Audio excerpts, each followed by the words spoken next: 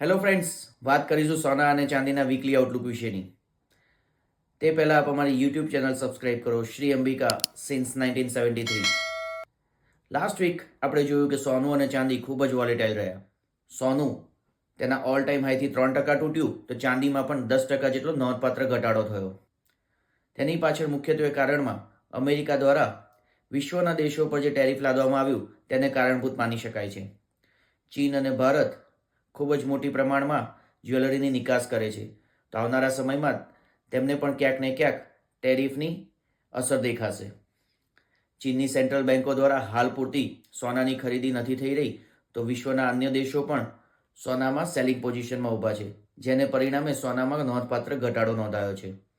જો આવનારા સમયની વાત કરીએ તો સોનું લગભગ $2950 $3070, એટલે કે સ્થાનિક બજારમાં 88,000 થી 92,000 વચ્ચે રહે તેવી શક્યતા છે. જ્યારે ચાંદી $28.70 થી $30, એટલે કે સ્થાનિક બજારમાં 87,000 થી 91,000 વચ્ચે રહે તેવી શક્યતાઓ છે. આવનારા સમયમાં ટેરિફની ભારતીય રૂપિયા પર શું અસર થાય છે તેને પગલે પણ સોના અને ચાંદીના ભાવની દિશા નક્કી થશે.